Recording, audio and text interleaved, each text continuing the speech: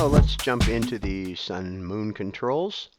Before we do that, there is a reason that these objects are set up the way they are, and I'm going to go over to this other file, and I call it the Cinema 4D rule of 8 when it comes to lights.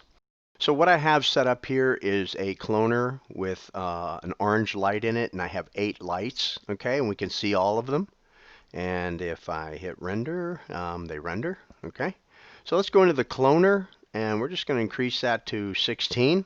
And you can see the lights are in there, but they're not showing up, okay. But if I render, we see them all. And if we go up into the preferences, you'll see under OpenGL, maximum lights is 8, okay? And what that means is that Cinema 4D is only going to render in the viewport 8 lights, okay? Any lights beyond that, they're not going to be rendered in the viewport, but of course they will be rendered. So why is this important to our setup?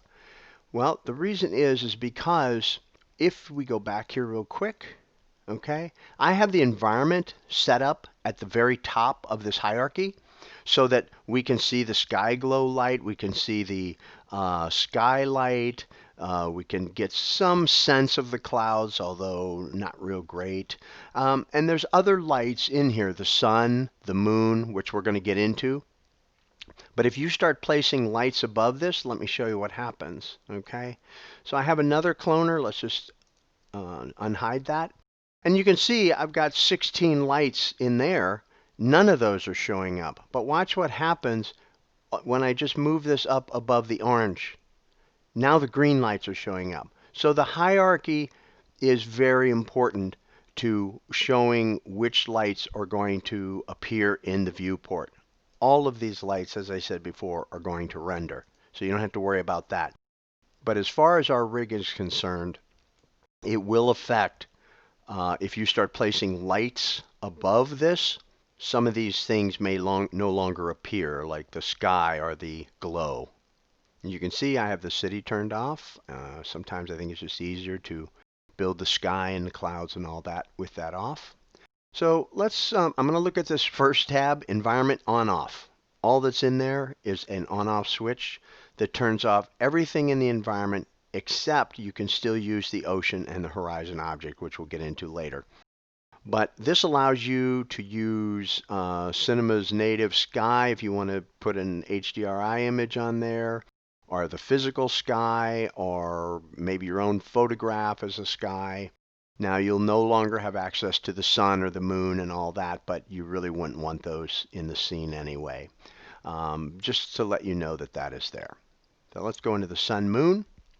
The first control up here is the sun illumination indicator cube and arrows, and that's this little object here, and of course that won't render whether it's on or off, but you can turn it off if it's just in your way.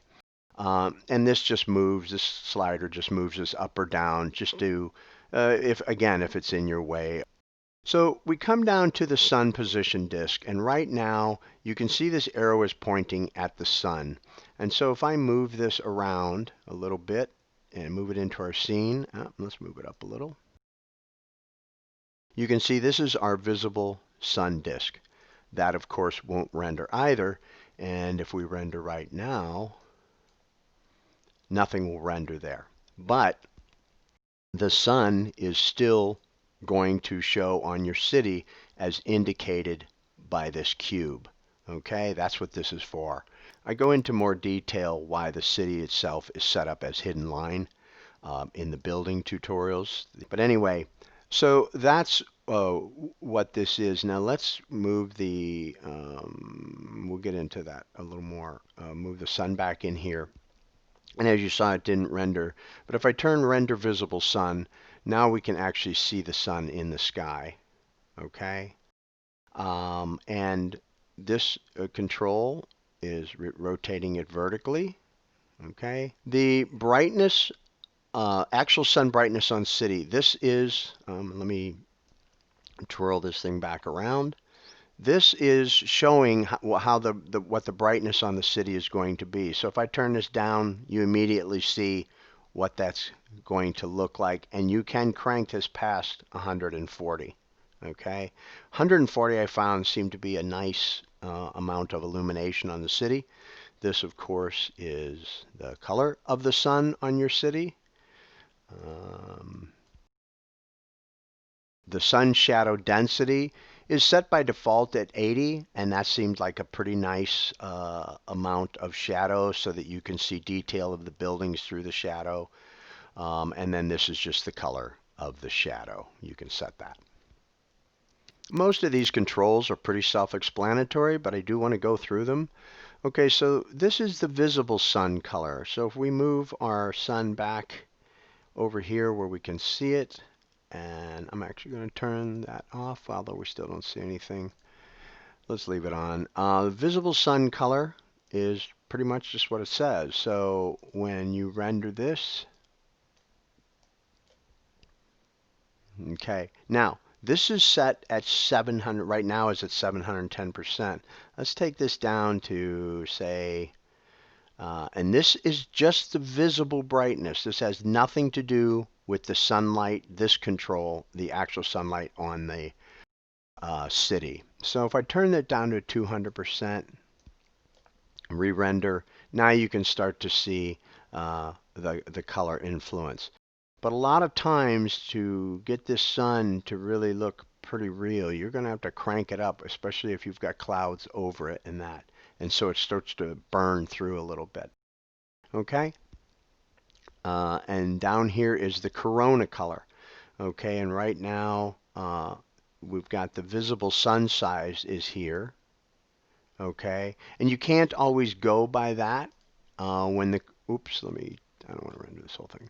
When the corona is set at 1, okay, the sun's actual size pretty much matches the position size disk. But when you start to increase this corona, okay, you see the sun is reducing.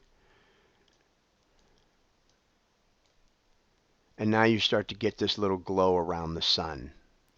But in order to get a really realistic looking sun, you got to come down to this next area, which is the sun halo. Let's just turn that on. And we're going to give this a complete render. Now you see, because especially when you're seeing the sunlight or looking at it, it's extremely bright. And so the sun halo will start to help you really achieve that effect. Okay, and this is just the color of the halo. This is the halo size, so you can, crank this thing up, and I've got it set so it's not going, it's going up by, I think, thousands. And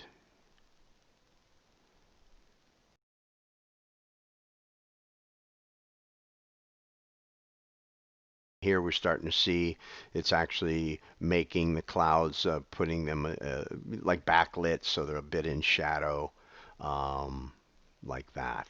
And so that's the halo, and then this is the halo brightness. Right now it's at 100. Just put it down to 57. So there's a lot you can do. You can just keep playing around with these different parameters until you get the look you're going for. And one last thing in here is this is exclude objects from sunlight. And in here you'll see some of the objects that are actually in the scene are already in here. And the reason for that is because as nice as it would be that that these sun and everything functioned as they do in the real world, it doesn't happen that way. And so I've tried to create a setup that you can get those effects, if you know what you're kind of looking for. And even if you don't, if you start playing around, I've had some cool stuff happen just messing around with this. But if you add an object and you don't want it to be affected by the sun, you can drag it into here and then light it yourself. I did that with a lot of the type in my promo piece. I didn't want the sun or the moon affecting the lighting on it. And I put my own light to kind of go across the face of the type to give it a kind of a moving glow. So anyway, once you know these fields are here, there's one also for the moon down below. And when we get into the global lighting, there's one there. And we'll get into that. There's a whole tutorial just on the global lighting. So next is the moon. Okay, get rid of that. And of course, the indicator, you've got an arrow for the moon. And let's bring that around so we can see it. And it's pretty much the same kind of function um, as the sun. Right now, the moonlight is coming from this position, and you can see it on this. Well, actually, I may not have the moon up bright enough. No, it is. Oh, no, it isn't. It's not turned on at all. Okay, that's the actual moonlight on the city. And there, you can kind of start to see it on this edge. Let's turn the sun off.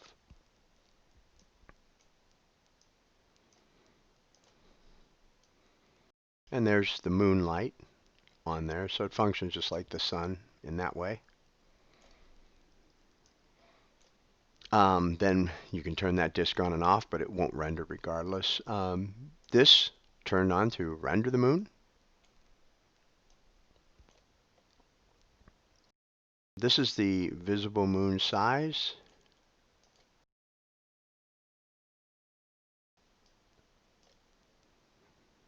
Okay. And this is the moon edge sharpness. It's added in there, but most of the time the moon is pretty sharp. But this will give it, like if you have a little haze or whatever, you can soften the edges of that moon. There, down to a smudge. And this is the moon appearance color. And we go in here. Let's grab a moony orange kind of color. That's not really that great, but you get the idea. Yeah, that's pretty deadly. Okay, so you'll make better choices.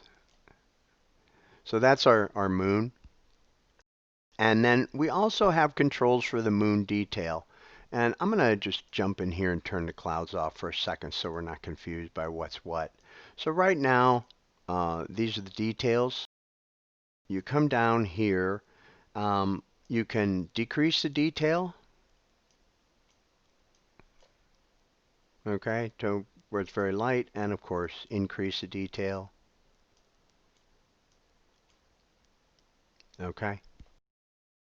And then there's a moon detail low clip, high clip, and you can just play around with these to um, either it defines the detail more, like that's really blotchy, but maybe you want a harder detail to it because you want it to look like a planet maybe more than the moon. And then I just took the high clip down, which should make less of them, but still sharp. Okay, so those are in there. And then there's the moon detail contrast. So if we leave those settings and take the contrast down,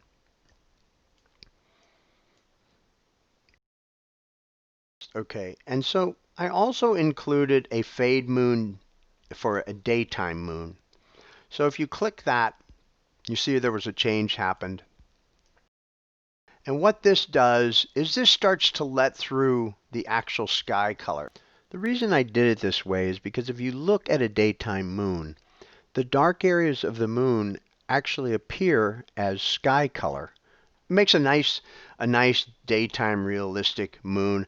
And you can see that it's affected by the sun glow.